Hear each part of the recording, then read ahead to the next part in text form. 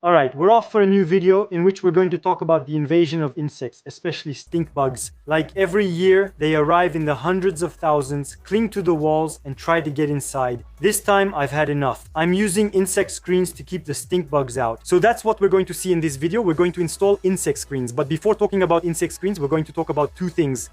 First, I wanted to talk about the shiny, beautiful 100,000 subscriber award. You can see yourself and the camera in it. I took a while to open it because I received it several months ago, so I'm opening it for this video. I'm happy to receive it because it's thanks to you. Me making videos all by myself is pointless. You need a community behind you. So this trophy, I'm giving it a big kiss, and you can kiss it too because it belongs to you as well. I received it thanks to you. You follow my videos and support me with encouraging messages.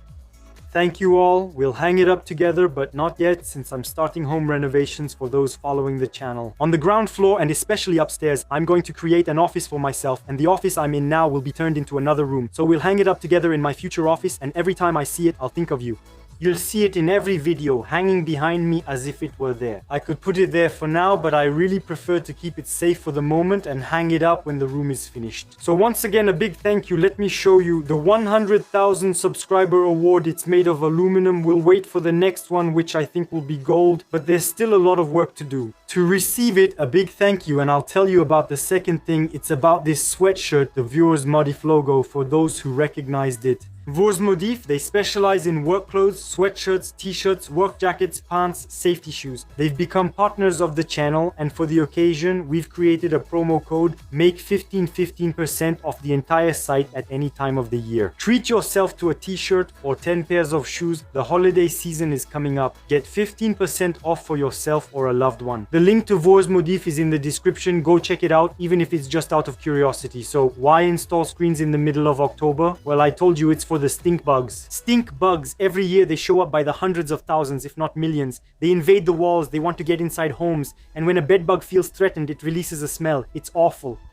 So the stink bug stays outside. All the windows in my house are fitted with screens except for the ones at the front because we almost never open those. But I have lavender under those windows, which is getting bigger and bigger, and of course it attracts insects and spiders. So I put up screens, I lower them, and then I'm at ease. On the laundry room side, we're going to put a screen door because I'll be glad to open that door during the renovation, if only for the dust. And at least the stink bugs won't get in. I can air out my room during renovations and feel at ease. Another benefit of installing a screen during renovations is for painting. If you have a room to paint, you lower the screen and you can paint without a gnat getting stuck in the paint. That's inevitable. Whether you're painting outside or inside, a gnat always gets stuck in the paint. Another advantage of the screen is for birds.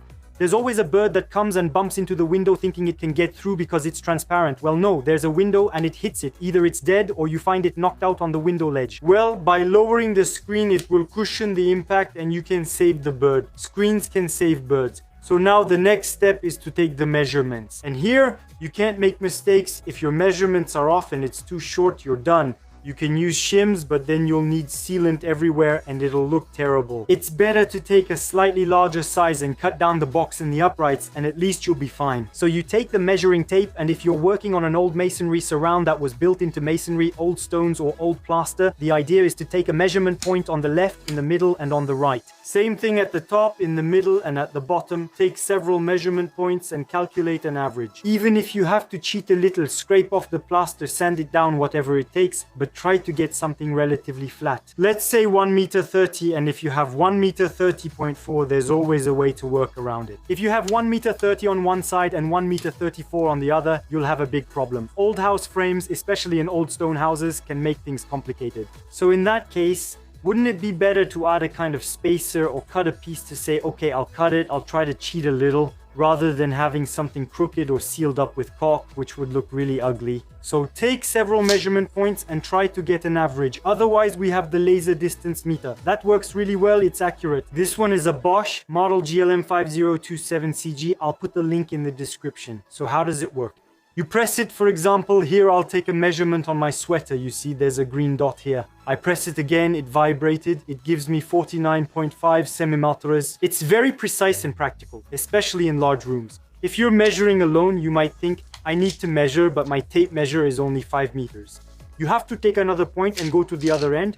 get a laser distance meter. They exist at all price ranges. I'll try to find some for you, but it's very practical. If you make estimates often as a professional, this will be a lifesaver. Laser distance meter, link in the description. Next, there's a simple but useful gadget. So I had a hard time finding this. I actually found it on eBay, to be honest. It's this one. I struggled to find it because it was impossible to find. Well, you can always make one yourself with an old loyalty card and a clip, but I don't have any loyalty cards except for my credit card. I'm not going to use my credit card to play around with the tape measure, and then you have to find a clip. The clip, we're going to forget it, we're going to lose it, whatever. Here, everything is included. See, it's a clip. It's really simple because with the tape measure, often you want to measure something and you see it makes a curve. So you can't break the tape measure to bend it and get the right measurement. So here the idea is to use this clip. Let's say we put it here. So I have a ceiling. Let's imagine this is a ceiling. We're going to take the clip and bring it up to the ceiling. There, it touched the ceiling. Then we remove it. We fold the tape measure over the clip. Let me get in the right position to show you. This is what it looks like. So we're really using this as our reference point here. And here I have 66.3.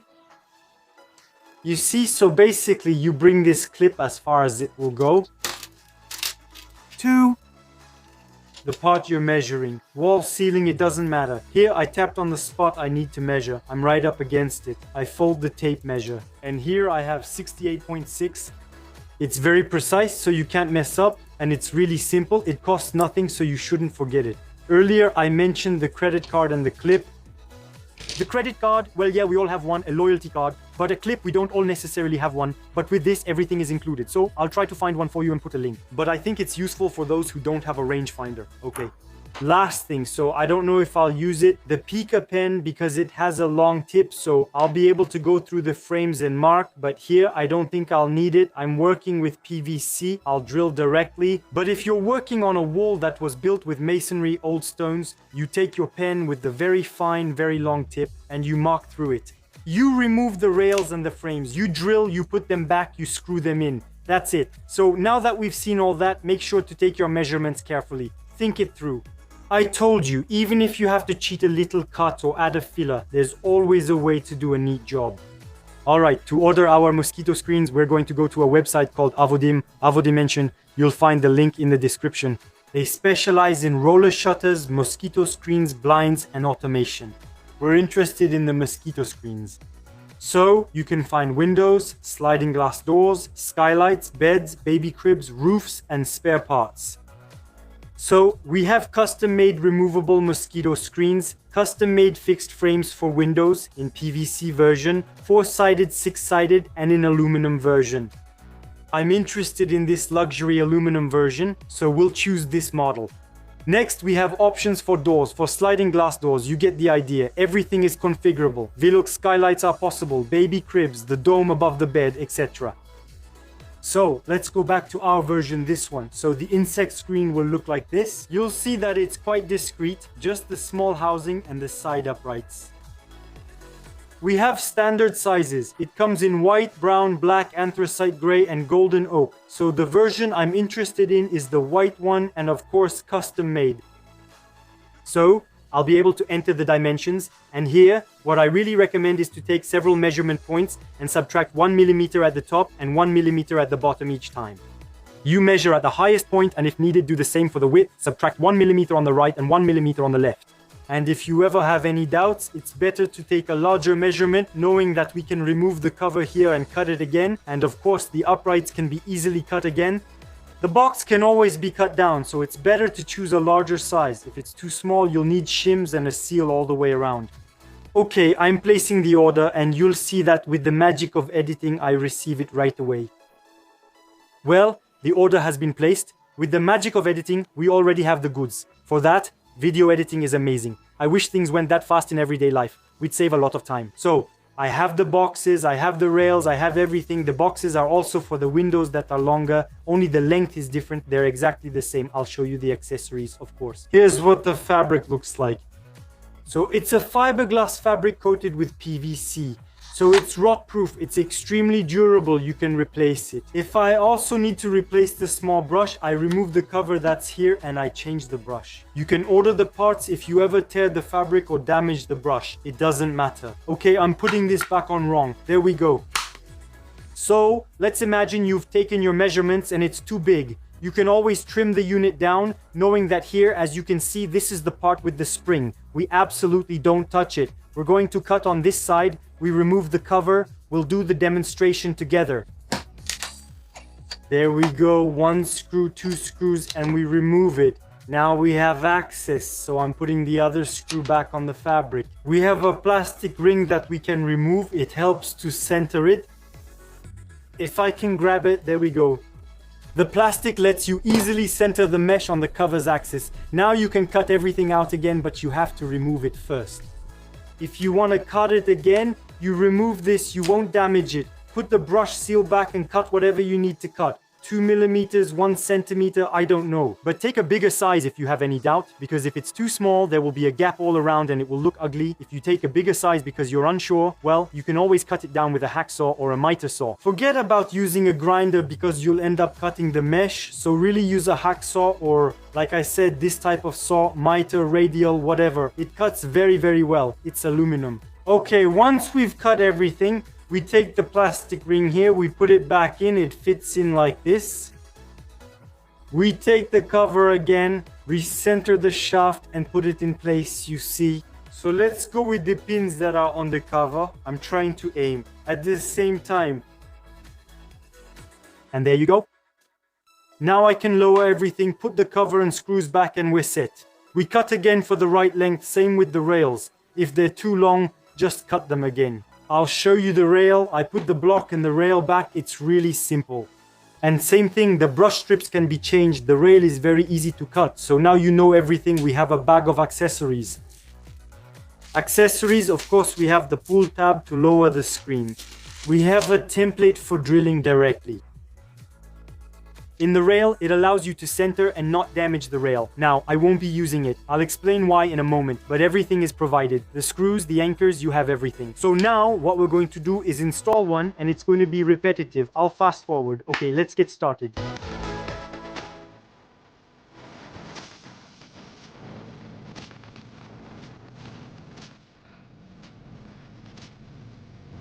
All right, I've drilled all the rails. They're all done. At first, I wanted to do each window and the door separately, but then I realized I could use the workshop table to lay everything out, drill them all at once and be done, especially with the drilling template. You put it in the rail and you drill directly. Hammer in anchor if you want, or regular screw anchor. You could glue them, but the problem with gluing them is that if one day you want to remove it to work on the screen, you'll have to use a utility knife, and that could be complicated. I'm going to use self-drilling screws directly because I'm going to screw into my windows, which are made of PVC. You have the reference. The screw size is 3.5 by 16. That's more than enough. 16 in length is enough. I don't need to use a mile-long screw. Okay, last thing in the bag of screws. So you have wall plugs and screws to anchor into your concrete frame. We have 2 pieces like these. So these pieces, you'll need to put them in each rail. I'm going to turn it upside down. That might be practical. Up. Can I do it? Yes. So I put them in like this. I'm trying to turn this around a bit so you can see. So this will go at the bottom and on the outside. Because here we're on the outside of the blind. We have a groove here. And so the piece, one in each rail, will come and it will fit into the blind when it's in the closed position. To open it, you pull slightly and it lifts. So this piece goes in each rail towards the outside. And then it fits into the blind. So now we place all these little tabs into all the uprights and we're good. Now we're going to take the housing. On the housing there's a tab, this one. We're going to take the uprights. And we're going to insert the tab, or the other way around.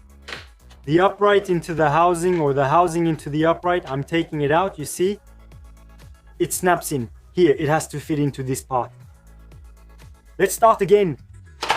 There you go. And it holds by itself. So now after that, we're going to put them slightly at an angle. We're going to place the housing and straighten it to square it up with the window frame. Okay, so let's do that. Then we screw directly into the PVC. I'll show you how I'm going to do it. And we're good. All right, I'll show you how I'm going to proceed. I'm going to place the rail flush with the facade like this. There, directly on the white panel. Okay, so it's going to come right up to the edge. Afterwards, I could use an acrylic sealant if I want, but I don't think I will since it's going to look like this. And it will be just fine like that.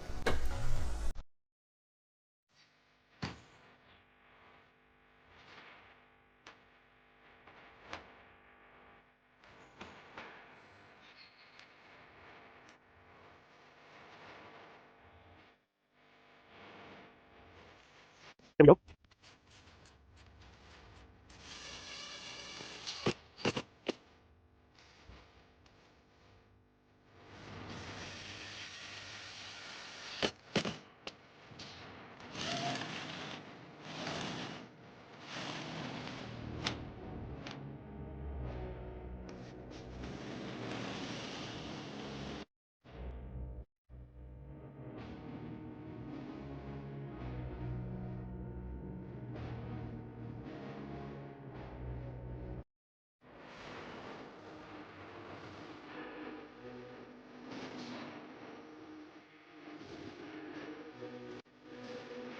The screen is installed. I'm filming the whole thing for you. So I put 3 screws per upright or per rail. It depends on what you call it. 1 screw in the casing on the right and 1 screw in the casing on the left. And the other 3 screws in this upright. The handles, we put them right at the ends to close and open. And we're good. Now I'm going to film how to open it for you. To lift the mosquito net, adjust the 2 handles on each side and position them here. I can't film both handles at once since the window is wide and I'd need a super wide angle.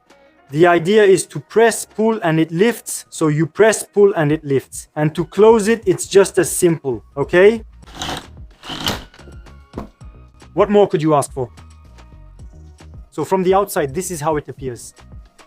The uprights, the casing, which is really discreet. It blends in well with the surroundings. The upright. And the seals that press firmly against the windowsill. It goes in one side and out the other due to the high pressure. The goal is to keep it airtight.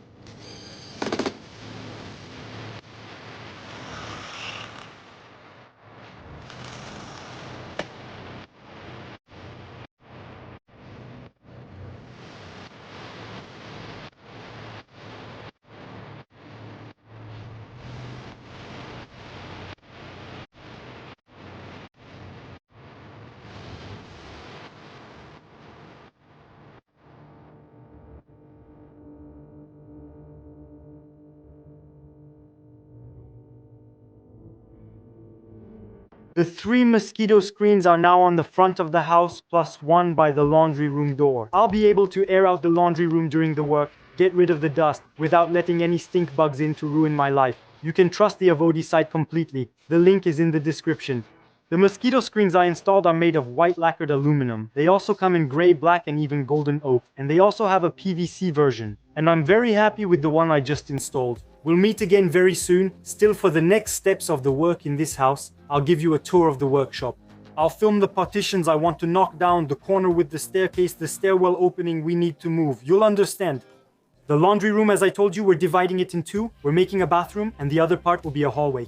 So, I know it's not logical, but I'm going to start some work on the laundry room ceiling since it was never plastered or painted. It was just a laundry room. I took a while to get to it. Now we can finally tackle it. So, I'll start with the ceiling, but at least that's a time saver. Because while it's drying, I can break down the partitions and at least that ceiling will be done. Then, I'll mark out my new partitions and we'll do some plaster touch-ups. But the main part will be done. We're also testing a new plaster. The laundry room floor will be broken up because a special guest is joining the channel. More details soon. We'll start by breaking up the screed. I'll fill it with XPS panels as I mentioned in a previous video. Then I'll reinstall the laminate and film the process so you can see how it looked before and picture what's coming next, even though the floor will already be broken up. I'll show it to you again, of course. Not everything will be broken up, so I'll show you again the part I still have left to break up. One more thing, then I'll let you be. Once again, a big thank you for this wonderful trophy. You see, you can still see yourself in it. It's thanks to you that I got it. So I kiss it, and it's like I'm kissing you, because it belongs to you as well. So a big thank you for this trophy. I told you, we'll meet again soon for the next part of the work. Give a big thumbs up if you enjoyed it. Subscribe, share this video, take care, and see you in the next video.